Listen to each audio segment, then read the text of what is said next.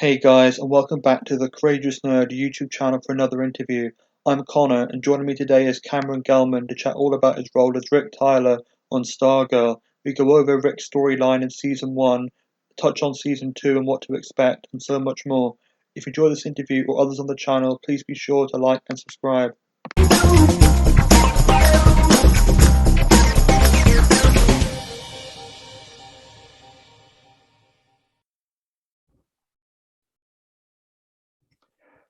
So welcome, Cameron, and thanks for taking the time to speak with me today. Yeah, absolutely. Thanks for having me. No problem. And I was just kind of wondering how your journey in acting first started and when did you decide to pursue it professionally? I'm still deciding Mm, to pursue it professionally. It just as the job changes and as the roles change, and as my relationship to the art changes, mm, I just kind of taking it one thing at a time, Um, but I find myself enjoying it more and more as my career has progressed. yeah. And oh, when I first got into it, I just didn't quite know what it was, which makes sense, right? Yeah. You you have ideas about what the lifestyle and what the art and all those things are, and then you get into it and you start auditioning a ton, and auditioning can be fun, but it's also a lot of work, and Mm, you're really throwing yourself at uh sometimes a lot of different characters and projects at the same time. And yeah. there were a lot of months where I was auditioning what felt like every day. Mm, And think about like that versus working every day on the same character. It's just the level of focus and energy you can put towards one thing versus all these things. sure. Yeah. It was awesome to have that variety, and then it was also challenging to Mm, to to balance that. And when you're on a show, you get a schedule. When you're working. When auditions come up, it can be, hey, we need you in an hour, or yeah.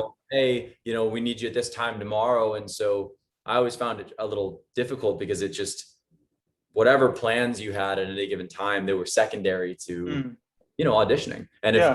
there were a lot of auditions, which is what you wanted, then you kind of could never plan anything. Yeah. um, yeah, but I was really fortunate. I got to just like audition a lot and get a lot of runs in and try a lot of things out, the first couple of years in my career. And all of that kind of just, you start working more and more. And now we're on Stargirl, and it's amazing. Yeah. Yeah. Because I think I remember when Stargirl first came out, there was like articles about all of you guys, like kind of how you got to be in that position to, career wise. And I think I could be wrong. I think it said about you, you got injured doing something else and you kind of fell into acting that way. Was that right? Am I remembering correctly? Yeah, I was really young when I got hurt, but I was a baseball player. Right. um Okay. you know Yeah. my brother was an amazing baseball player. I wanted to be like him. Came from a Mm, town that was just, St. Louis, Missouri is an incredible place to grow up if you're into sports. mm, And yeah, I had a bad injury that just took a lot of years to figure out. And the creative side of me that I wasn't spending much time on, I mm. became my whole life. So Yeah. yeah. And I suppose like fast forwarding then, like to speak of Stargirl, I know like you're not the first person to play Hourman in live action. I know at least one other person has done it. So like to what extent did you kind of look to previous versions of that character before you stepped into your version? Well, I am the first live action Rick Tyler we've Rick, ever seen. yeah, yeah, Yeah. So there's been a Rex, yeah, on Legends of Tomorrow, right? on Legends, yeah. But my understanding, I didn't watch that. But Yeah, my understanding was that it wasn't really a focal point in that show. Is that no, right? no, Yeah. So briefly. it's, It's it's like, yeah, yeah, someone, it was a cameo. That's right, what it right. was. Yeah.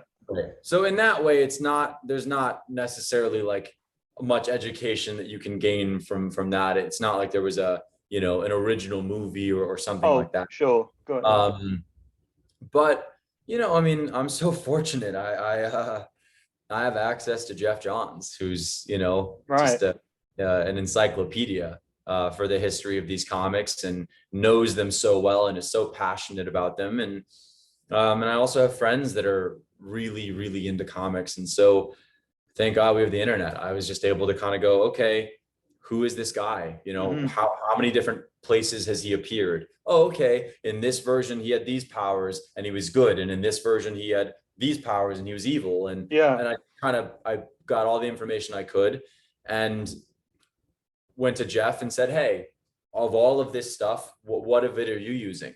And once I kind of got his info on it, then there's a jump off point where you go, okay, I know what I need to know about what you see for this. And now I'm going Mm. to build something that I think is fun. Yeah. And I'm still finding out who this guy is, you know, 3 years in. Yeah. Because he, like everybody, is complicated and is growing up just like I am. And the circumstances are changing. But yeah, I was excited that to be playing a legacy. I thought that was neat. You Mm. know, I think that it's very compelling the way that a lot of heroes come from like heartache and parental issues and Sure. loss. Yeah, absolutely. The idea of coming into these amazing powers and gifts and responsibilities without guidance. It's a Mm. really um, time tested and still interesting story. Yeah. You know, we love to root for that person that like just is doing the best they can with limited resources, but there's greatness in them, you Hmm. know? Yeah. Um, so yeah, dude, I mean, playing a superhero is just absolutely so much fun. And, you know, at the end of the day, he's just a person too. Yeah. So, you know, yeah, Absolutely. yeah. Yeah, I suppose mostly through Courtney than the others. It kind of explored the like teen issues alongside being a superhero. But would you say there's any like character on the show that you might have hung out with socially when you were in high school? Oh, interesting.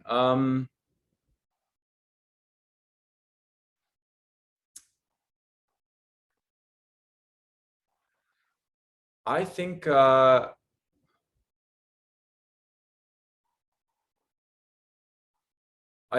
think I'd have been friends with Courtney. I think Mm. we'd have like that'd have been someone that like I really enjoyed and like knew through athletics and Yeah. you know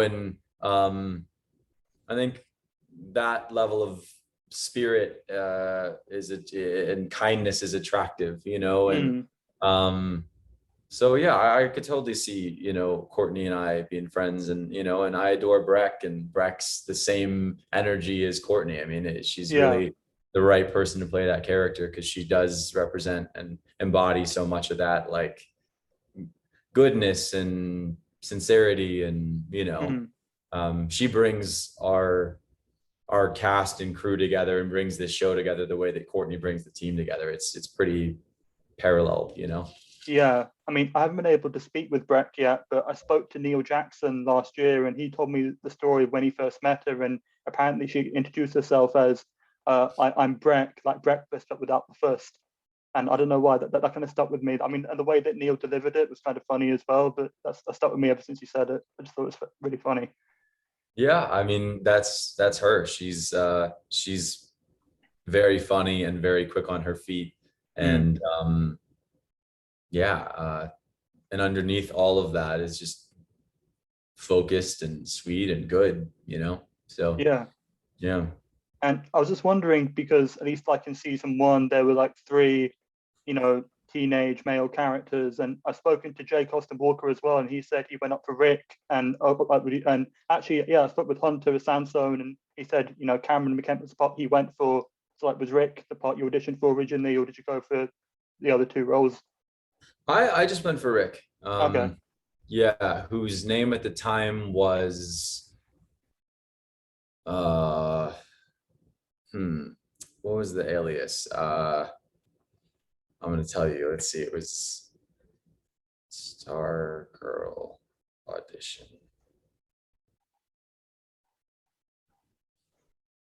I should remember this. Yeah. Let's see. It was oh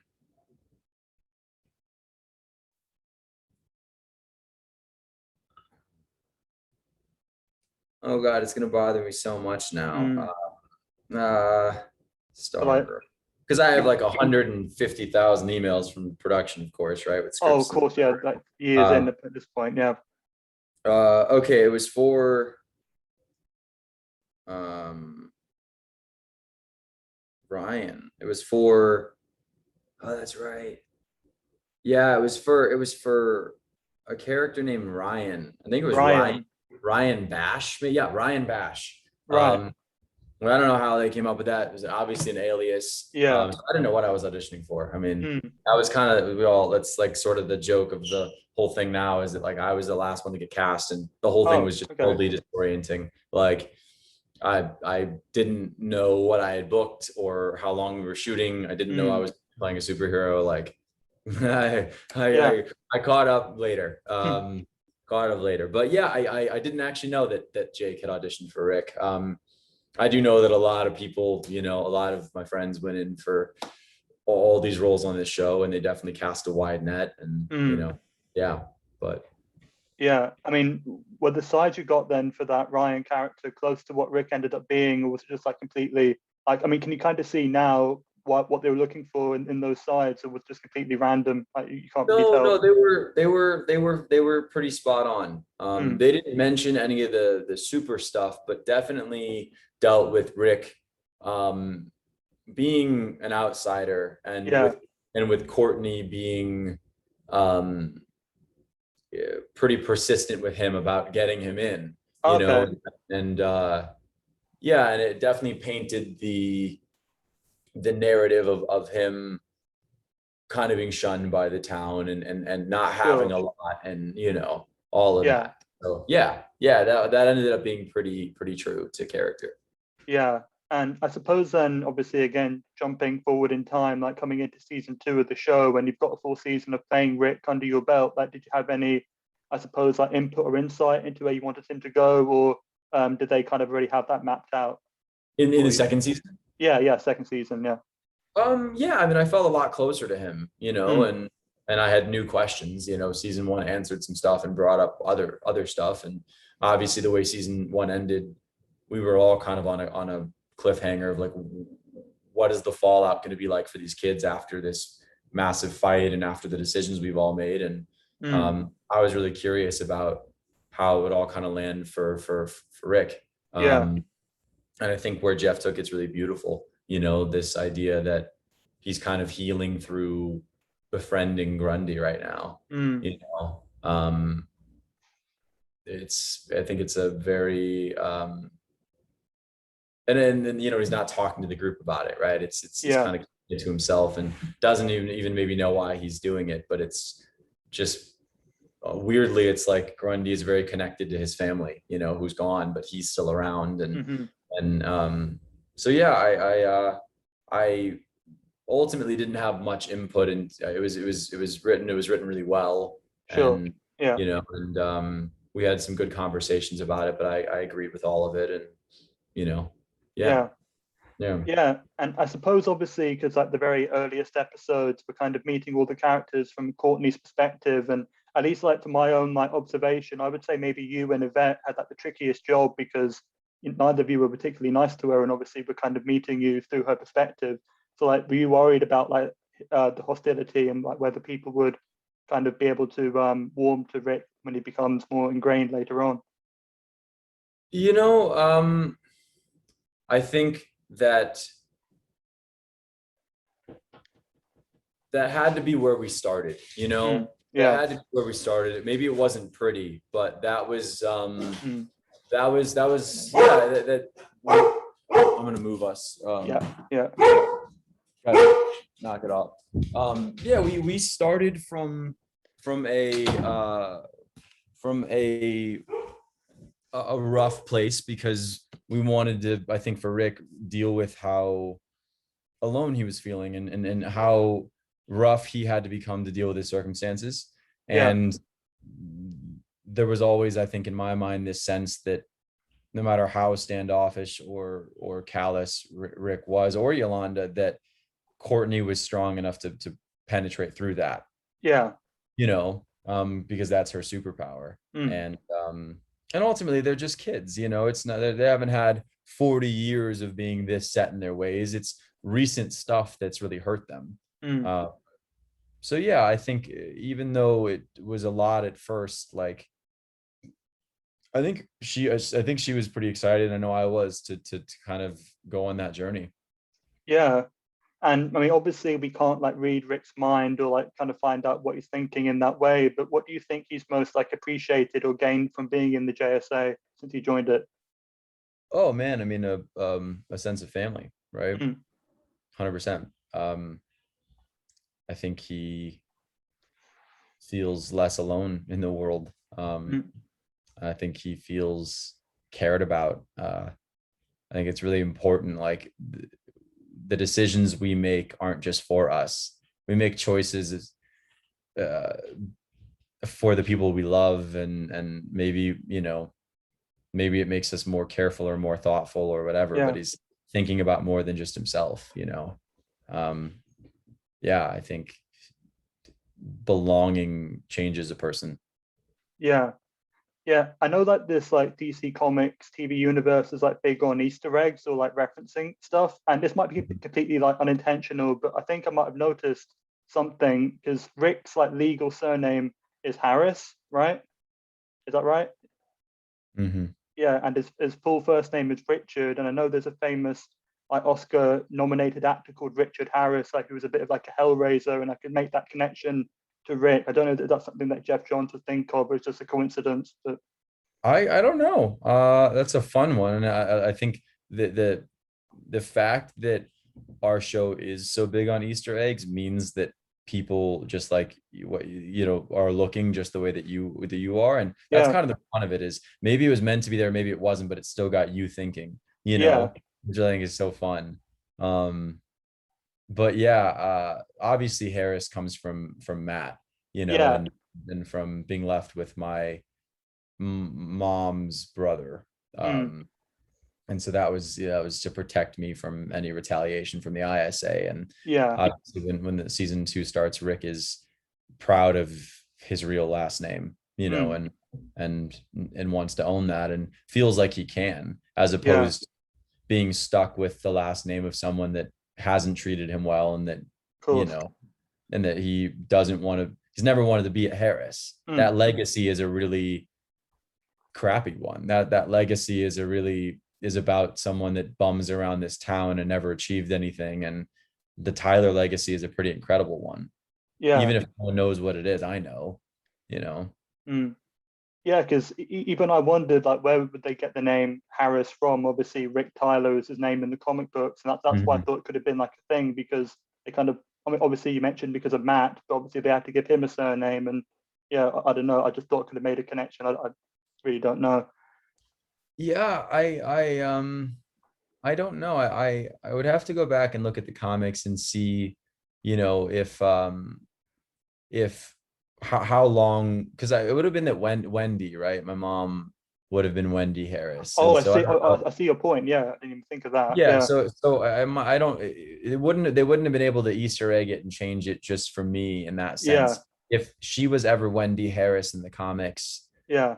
then That I never thought of. To be then fair, that you would could be have completely cemented it. right. I don't know. Yeah. Yeah. I mean, and just for anyone listening, if the name went over their head, the guy I'm talking about, he played Dumbledore in the first couple of Harry Potter films. If you're familiar with that, that's what probably most people would remember him for. He passed away a while ago. But yeah, yeah, I suppose to kind of shift the topic, I know like of the adult actors, or say adult meaning older than you, Hmm. you'd like mainly work with Luke Wilson as he plays Pat and Yeah. mentoring the JSA. And would you say the lines ever kind of blur with like him as Luke kind of mentoring you guys versus Pat mentoring the kids?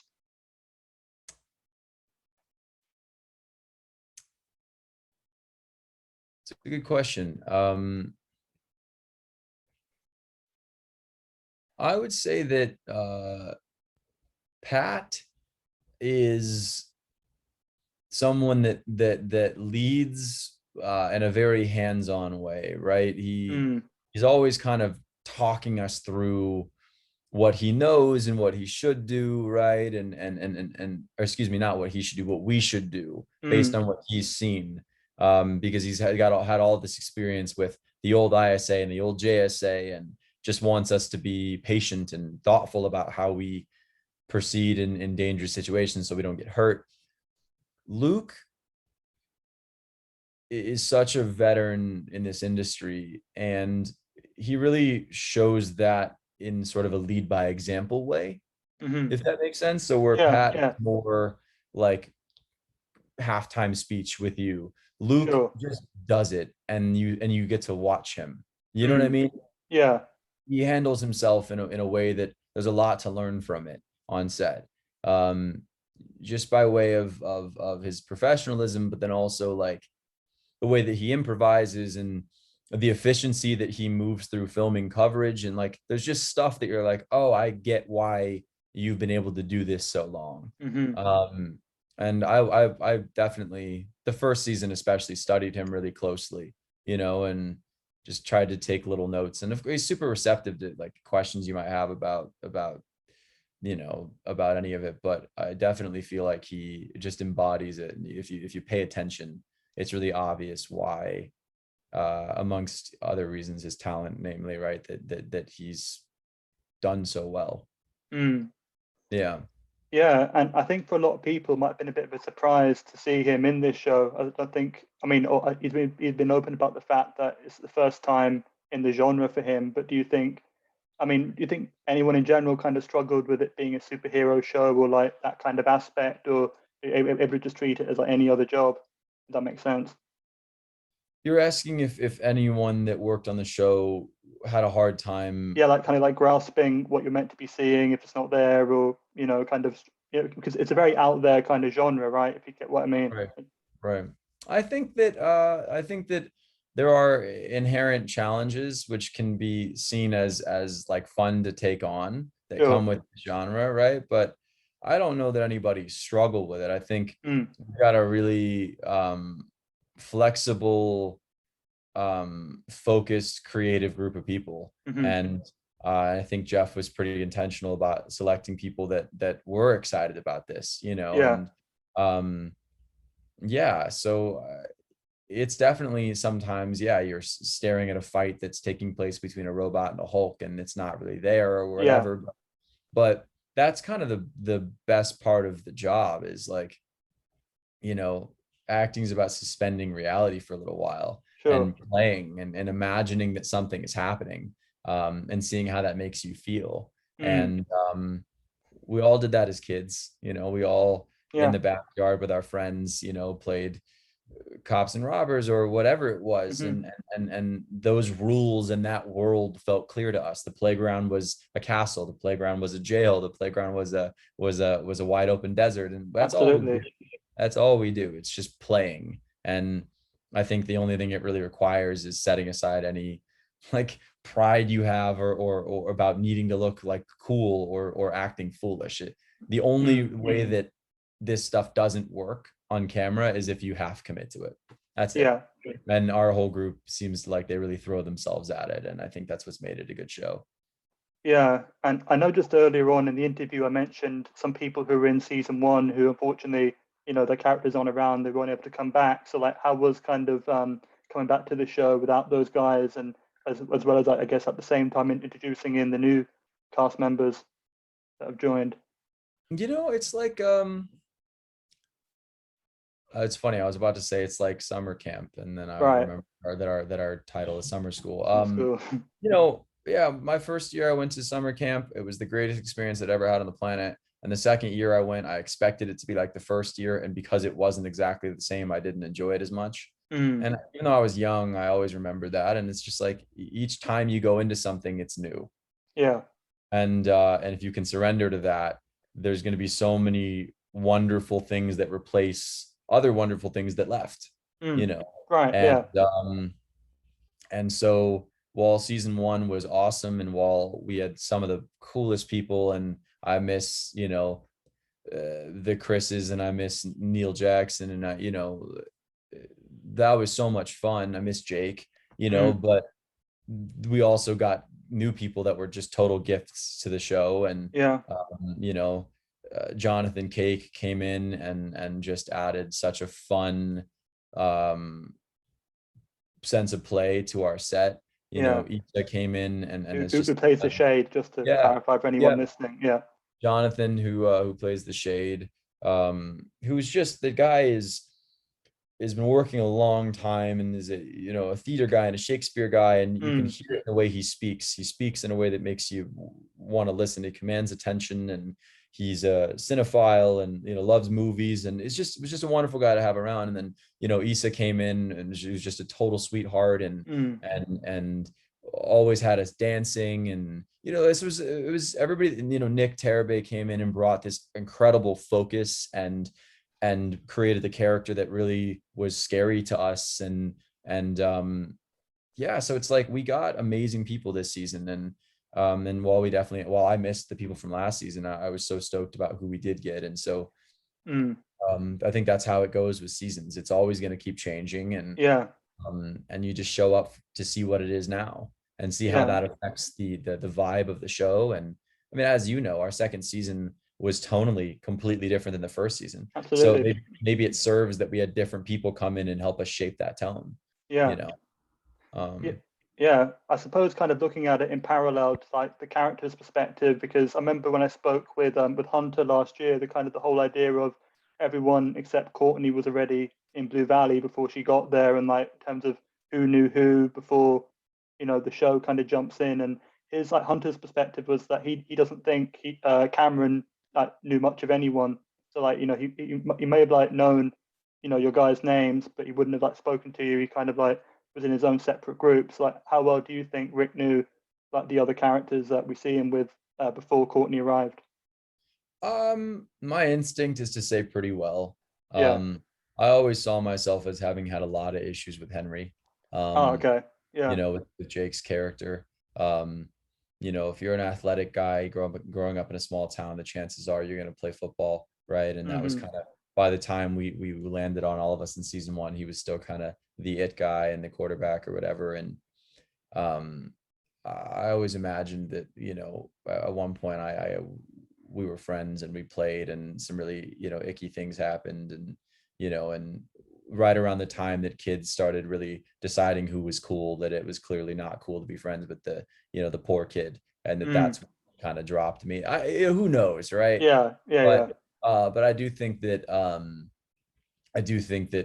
we would have been around each other. And I think I always found it ironic that, Yolanda, who was just as much a part of the problem, and this like perfect little girl who, had everything and whatever.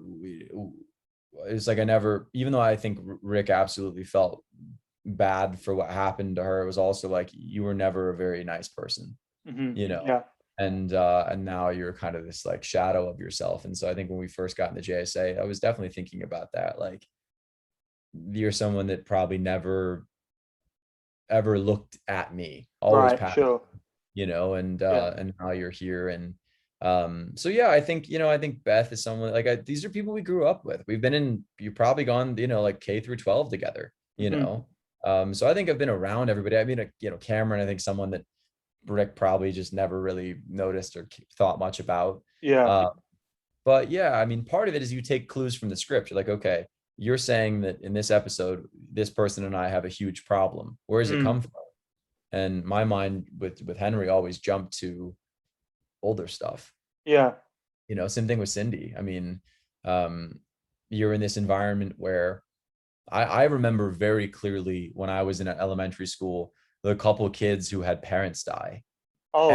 Sure. Everyone knew Mm. like who they were, and Yeah. it was a big deal. Like it was hard to wrap your head around, and you could see it in them, and it changed the way they were treated at school. And Mm. and it just made its way around the community. So the idea that my parents died when I was young, and that Cindy's did, and that Henry's mom did, like I imagined that we were friends until some things went really wrong, you Yeah. know um because that could have bonded us, right? We could have been best friends by the time season one started and all been Sure. really close because of like knowing what it was to lose parents. But it's just Yeah. not how it worked out at all. Mm.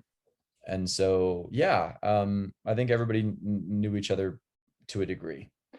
Yeah, I find it really interesting how everyone I've spoken to anyway who's like playing a character around Rick's age has these really strong ideas about this kind of topic. I know I remember something that Jake said to me was that he thinks maybe all the other kids of the ISA members maybe they had barbecues or something, and that you might have just known them because like William Zarek and his son, and Brainwave and all that kind of thing. I mean, I would assume just because none of those characters are around anymore, probably wouldn't get to explore that. But I found it really interesting, the thought he'd put into it, and building his character up.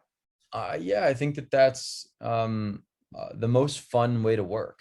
Mm, I mean, this is such a creative job, and there's not a lot of right answers or wrong yeah, answers. It's just like, what are your instincts and what does your creativity tell you about this person? yeah, You just start thinking about it and you get ideas, and some of them stick and some of them don't. But some of them really resonate in your system. You're like, oh, that's part of this. That's part hmm of this. Keep that. I'm going to work on that more. This, not as much. I let that go. But you know, you meet us when we're 15 or 16. We can't have not thought about who we were before you met us, sure, yeah, right? Like you're getting to spy on our lives hmm and peek in, but a lot has happened that's made us who we are, you know. So it's like there's a lot of big questions. They don't need answers, but that need to be thought about with any character, right? Why is Rick as defensive and standoffish as he is? You know, where do those complexes come from? It's obvious. His mm, parents died, and yeah, he's been left in really poor circumstances, you know. mm, But there's always reasons why we're the way that we are, and yeah. I think that it's really important to investigate that stuff. Yeah, and personally for me, like going back, I think one of the most memorable lines of the first season probably came from Rick. I don't know whether it's one that would be in your head still, but just when they're about to recruit him into the JSA, he says something to that the effect of, "I don't want justice, I want revenge." Hmm. And like, do you think he still had that mindset right up until the moment he kind of showed mercy to Grundy, or do you think he kind of shifted anytime before that? I think it happened, you know, right then. Mm, I mean, you finally get to live the fantasy that you've yeah, had of wrapping your hands around the thing that like killed your parents, right? And yeah, you've thought so much about how they died, and like, did he step on them? Did he squeeze oh, them to death? Like, yeah, did the car, go into the tree and metal from the truck like puncture your dad's heart? And right, that's yeah. on this person. hmm This And being, you yeah, finally get to touch that person and look at that person and feel what it is to hurt them the way that yeah, they hurt you. And there's an expectation that that's going to make you feel better. yeah, It has to, hmm because if you're miserable and you assign that the misery is about this thing, and if I just do this, I won't have to feel this way anymore. And you yeah, get there and it's not that. And mm, you realize that he realizes that it's not going to make him feel better. hmm Like yeah, either way, his parents aren't coming back. They're mm, gone. And either way, he's going to be in pain from that. And mm, then he looks at this thing which he so criminalized and so associated as being violent, and realizes that he's kind of a baby, or he's a dog, or he didn't really know. And you're like, sure, yeah, okay, so, you were kept in a jail cell and basically enslaved, right? mm, And sent out to do this stuff for these people, and maybe didn't even understand it, yeah, and just the way that a dog, uh, fights, if you teach a dog to fight, and that's not that dog's fault. You've put mm, it in a situation where it has to act a certain way to survive. yeah, Basic instinct. And I think Rick realizes how much Grundy is like him in that way, and that it wouldn't really be fair to mm, kill him. Like, yeah, um, it's a very human moment, and I think not necessarily all in that moment, but ultimately for Rick, it's like, oh, he's just as scared and confused as I am, and yeah, sometimes doesn't make good decisions or know why he makes those decisions. mm, You know, but Rick operates from the same place of fear and anger that Grundy does, and there's just a moment where he feels like they're the same. I don't know. yeah. Yeah, I You know? mean, just hearing you say that and going back to the line I mentioned, I would almost say maybe Rick's arc in that first season is that line reversed. Kind of, he wanted revenge, and in the end, he kind of got justice by kind of confronting Grundy and having, I mean, would you say closure? Maybe that's the wrong word, but kind of getting something out of that and being there and present in that moment. Yeah, I think you're absolutely right. I mean, you know,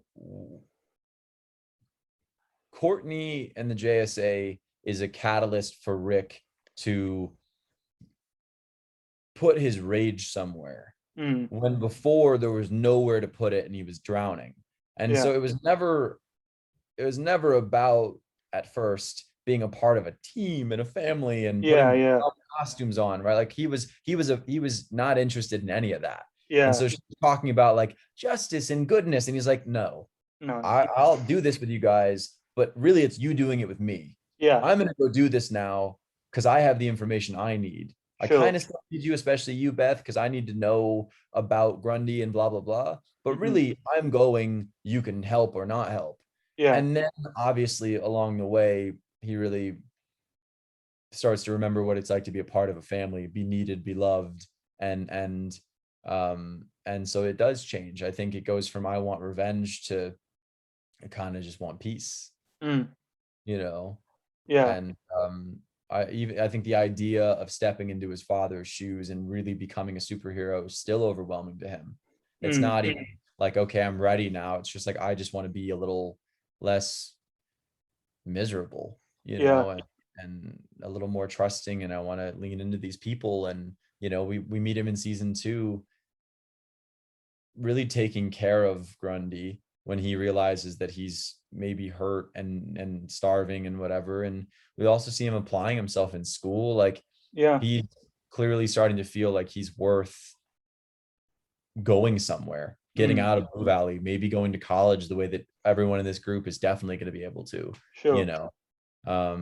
And I think it's the first time that we've ever gotten to see him with his head up thinking about a future Yeah, and not just how everything was going to be miserable and stay the same. yeah, yeah. And I suppose just to, my last question, just to wrap this up for you, was like, I mean, obviously encompassing Stargirl, but like, what do you hope to accomplish with the rest of 2021? Hmm. I know, sorry, Wow. it's a tough one to throw in at the end there, but No, it's a great question. mm,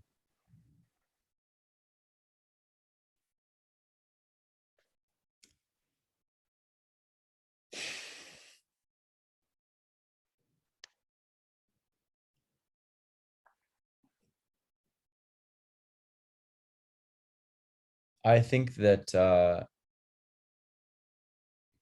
we go through really pronounced phases in our lives mm, sometimes, oftentimes, yeah, that have a predominant theme. And sometimes, like this summer, I've been in a learning phase. It's sure. been about introducing new strengths and new skills to myself, right? And Mm, a lot of fight training that I hope really serves me in the third season of the show. A yeah, lot of physical training to get bigger, a lot of acting study, all things that I see as uh, skills that will make me better. mm, It'll make me better at my job, but also just able to do my job with more ease. yeah, Uh, and I think learning phases are not about ease. It's hard work and you're consuming a lot and it's heady and it's mm, focused and it's exhausting. And um, kind of coming off of the summer and going back to the show, I'm really excited to let there be some ease. yeah, Uh, and let there be some even more trust than there was in the second season in my work and in the fun of all of this. And you mm, know kind of let those skills breathe and see where I'm at, yeah, enjoy the fact that we get to go back into a third season of this show. It's been such an amazing ride and opportunity, and it's continuing. hmm, yeah, um so I think I what I want to accomplish, I mean, is more personal than it is professional, but it's all the yeah, same. Just about allowing things to evolve and leaving room to be surprised creatively, professionally, personally, hmm, you know, having yeah, a sense of wonder about all of this going into the third time around. hmm, Uh, yeah, man. And all of that just wraps into wanting to be healthy, healthy and happy, yeah, That's really that's what all this is for. So Amen. yeah, man. A lot of people are like still really in a tailspin from the circumstances of the last 18 months of, you know, Hmm. of our lives with this pandemic. And it's just a tremendous amount of stress. And I think Yeah. I want for myself and for everybody the opportunity to kind of take a couple deep breaths and start to feel that this thing hopefully is Mm. concluding, you Yeah. know. um but we'll see. So, you know, my fingers are crossed, and in the meantime I hope that in some small way the show that is airing right now brings people a little bit of entertainment and a little bit of fantasy life and a little Mm. distraction. And you know, and that our third season, and knowing that that's coming out, does the same. So Yeah. Yeah. yeah, I don't know if that's like, it's a totally philosophical funky answer, but No, no. I mean, of course, I mean, it came from the heart. I could tell it came from the heart, and I think, that's, what anyone, should hope for when being asked a question like that. So, I mean, I totally felt what you were saying, and I felt it was sincere. And I mean, best of luck with everything, show and and otherwise. And yeah. yeah.